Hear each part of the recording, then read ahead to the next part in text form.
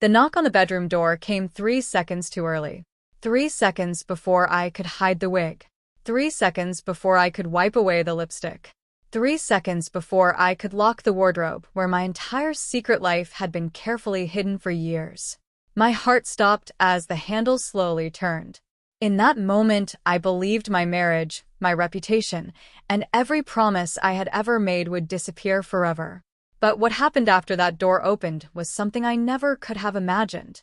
If you've ever wondered what it feels like to keep a part of yourself hidden from the world, stay with this story until the end.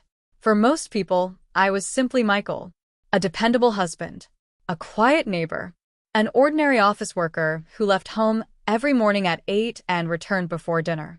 Nothing about my daily routine attracted attention. That was exactly how I wanted it. Because behind the ordinary life everyone saw was another side of me that nobody knew existed.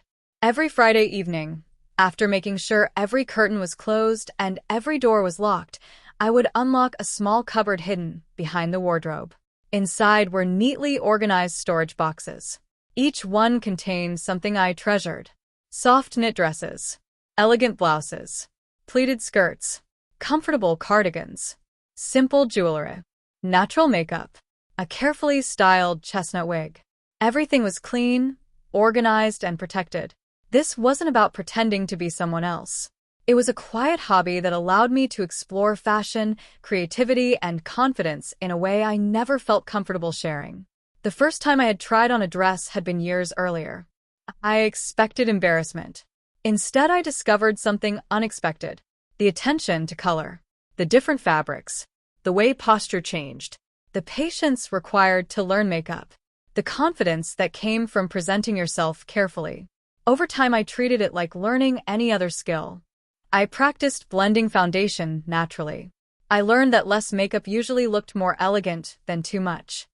I experimented with hairstyles that framed the face softly. I discovered how different colors suited different skin tones.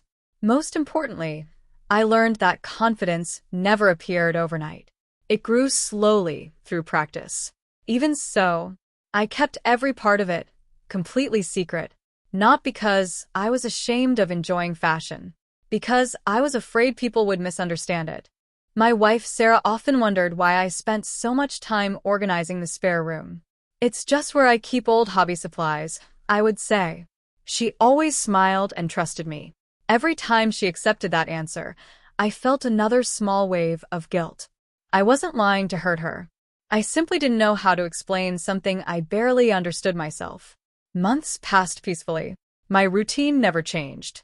Until one rainy Saturday afternoon. Sarah called from downstairs. "I'm going shopping with my sister. I'll probably be home around 5. "Perfect." After she left, I carried one storage box into the bedroom.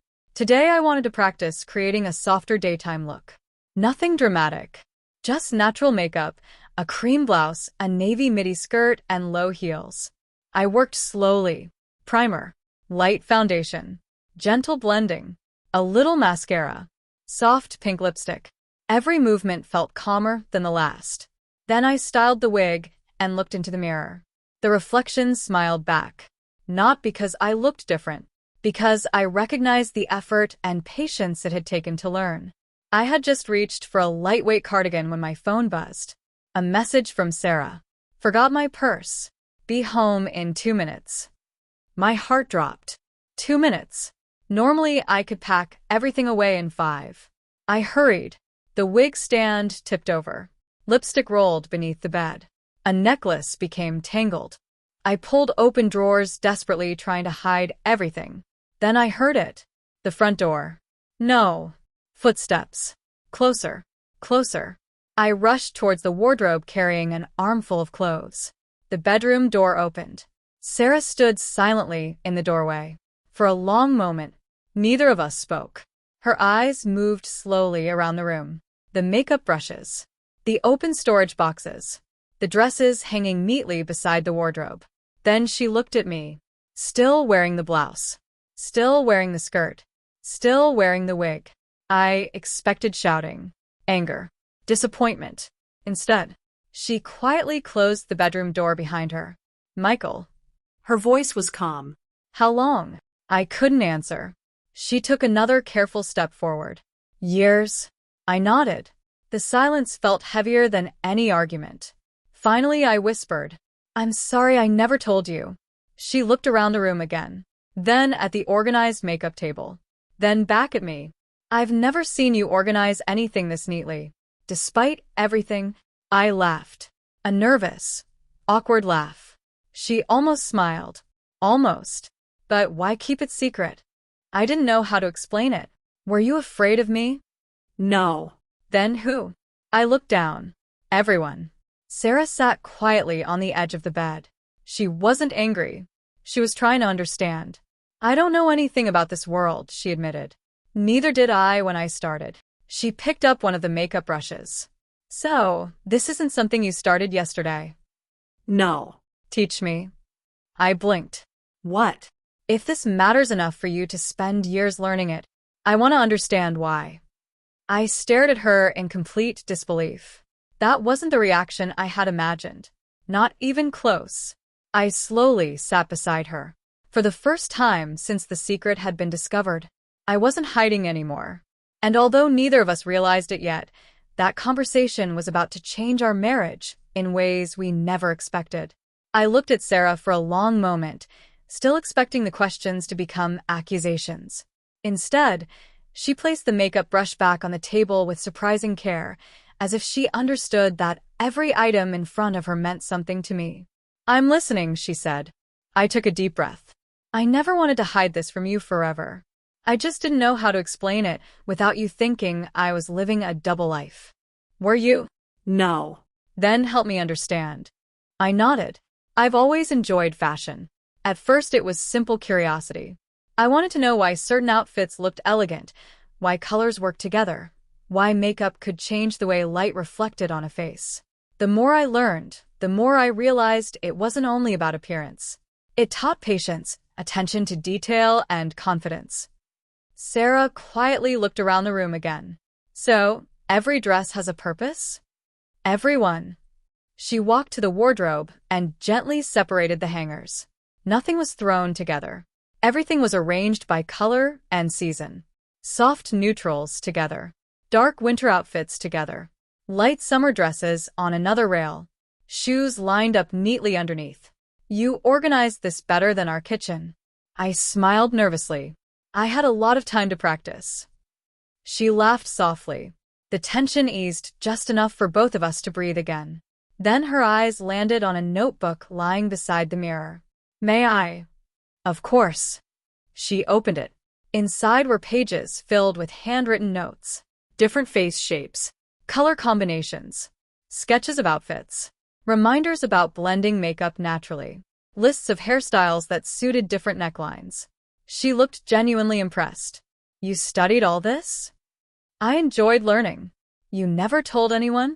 I shook my head. I thought people would only see the clothes. Sarah closed the notebook. I think I finally understand. You do. I understand why you kept practicing. I don't understand why you believed you had to do it alone. Her words stayed with me. For years I had convinced myself that secrecy was safer than honesty. Maybe the secrecy itself had become the heaviest burden. Sarah looked toward the vanity. Show me. What? Your routine. I hesitated. You really want to know? She smiled. I asked, didn't I? For the next hour, I explained every step exactly, as I had learned over the years. How skincare created a better foundation before makeup. Why choosing the correct shade mattered more than buying expensive products. Why blending carefully produced a more natural finish.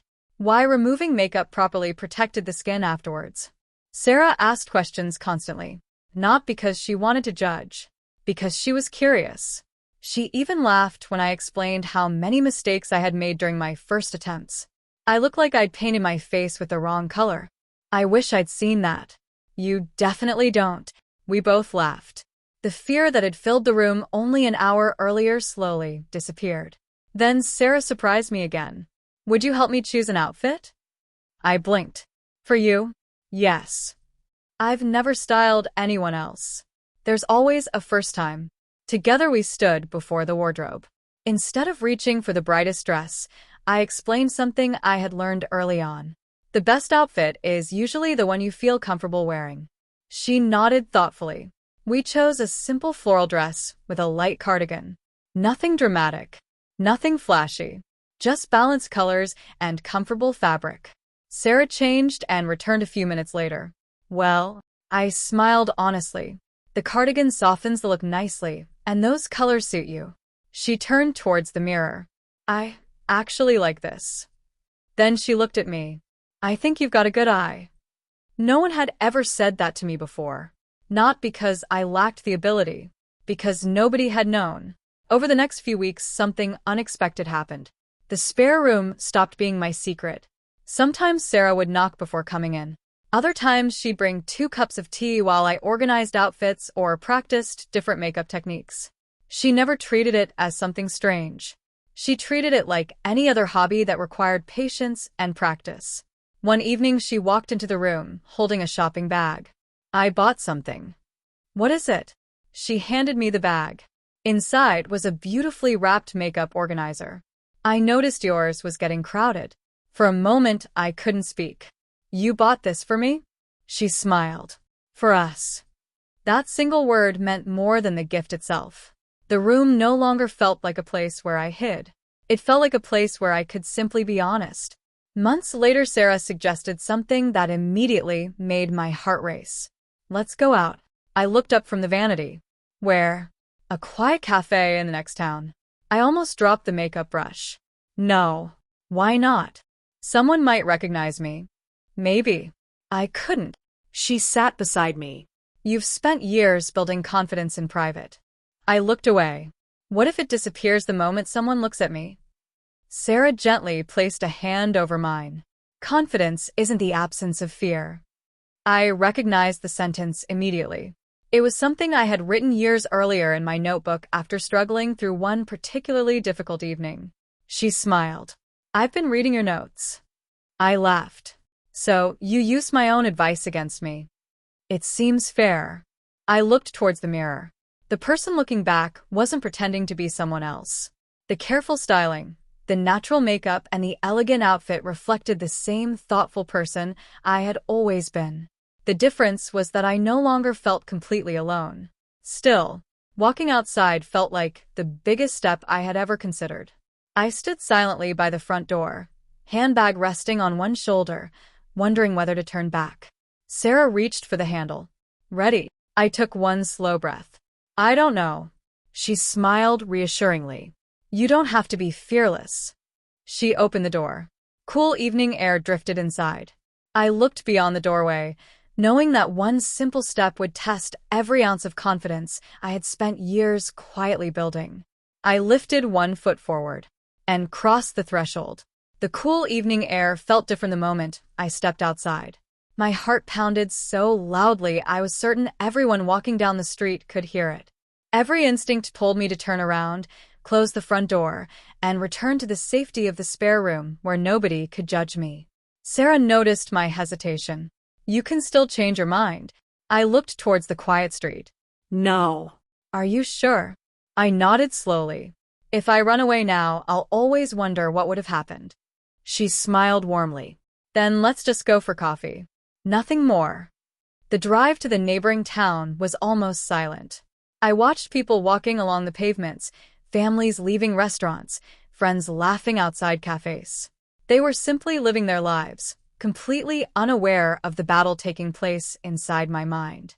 When we arrived, Sarah chose a small cafe tucked away on a peaceful corner. It wasn't crowded, which helped calm my nerves. You picked this place on purpose, I said. I thought we'd start somewhere quiet. I appreciated her thoughtfulness more than she realized. As we walked towards the entrance, I focused on breathing naturally instead of worrying about every step. Months of practicing posture suddenly became useful. Comfortable shoes made walking easier.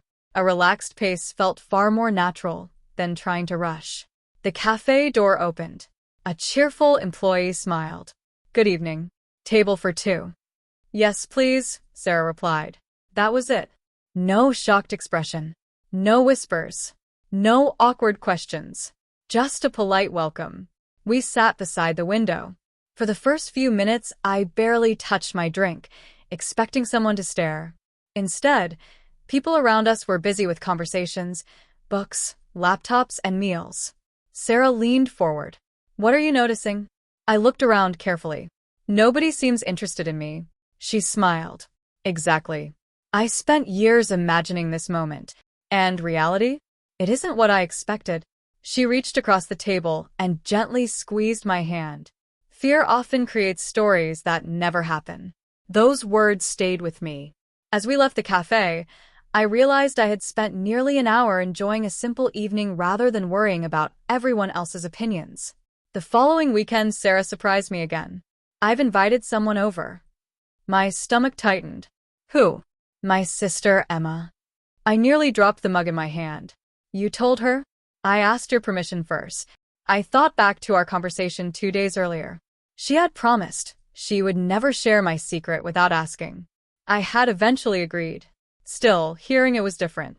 Emma arrived carrying a box of homemade biscuits. She greeted both of us exactly as she always had. After a few minutes, she looked at me kindly. "Sarah told me you've been keeping something to yourself for a long time." I nodded cautiously. "I hope you don't think differently of me." She smiled. "I think you're incredibly brave." I blinked. Brave? It takes courage to share something you've hidden for years. Relief washed over me. We spent the afternoon talking openly. Emma admitted she knew almost nothing about makeup or styling and asked genuine questions. We discussed colors, fabrics, skincare, and confidence. The conversation felt surprisingly ordinary. For the first time, I realized that honesty could create understanding instead of conflict. Over the following months, my confidence continued to grow. I never felt the need to change who I was. Sometimes I enjoyed dressing in feminine clothing while exploring fashion and styling. Other days I preferred my usual everyday clothes. I stopped seeing these choices as two separate lives. They were simply different parts of the same person. The biggest change wasn't in my wardrobe. It was in my mindset. I no longer measured my worth by whether strangers approved of me. Instead, I focused on kindness, respect, and authenticity. At work, I even volunteered to help organize a charity fashion event celebrating creativity and personal expression. My role wasn't to be the center of attention. It was to help participants feel comfortable and confident in whatever style suited them best. During rehearsals, I met a nervous newcomer standing alone backstage. "I don't think I can do this," they whispered. I recognized the fear immediately. Years earlier, I had felt exactly the same. I smiled gently. "Can I tell you something?" They nodded. I spent years believing confidence arrived first. It doesn't. No. So, what comes first? The decision to take one small step. They looked at me silently. Confidence usually catches up afterwards. A slow smile appeared on their face. "I think I can manage one step." "You don't need more than that." The event was a wonderful success. People of different ages and backgrounds encouraged one another, shared ideas, and celebrated creativity without judgment. Watching that atmosphere reminded me how much I had changed. Late that evening, Sarah and I returned home. As we walked into the bedroom, my eyes naturally drifted towards the wardrobe that had once held my greatest secret. I opened the doors. The clothes were still neatly arranged. The makeup organizer Sarah had given me sat exactly where she had placed it months before. Everything looked familiar, yet everything felt different. Sarah stood beside me. "Do you ever wish none of this had happened?" I thought carefully before answering. "I wish I hadn't been so afraid." She nodded. "So, do I." I smiled. "But I'm grateful the truth finally came out." She wrapped her arm around mine. "Because you're not hiding anymore?" "Because I finally realized I never needed to hide from the people who truly cared about me." Sarah rested her head on my shoulder. "I'm proud of you." Those 4 words meant more than she could ever know. I looked into the mirror one final time. The reflection looking back wasn't divided between 2 separate lives. It was simply me, a husband, a partner, someone who enjoyed fashion, creativity, and self-expression. Someone who had learned that clothing never defines a person's character. Kindness, honesty, and respect do. My secret feminine life had been discovered. I had expected it to end my happiness. Instead, it ended my fear. And that turned out to be the greatest transformation of all.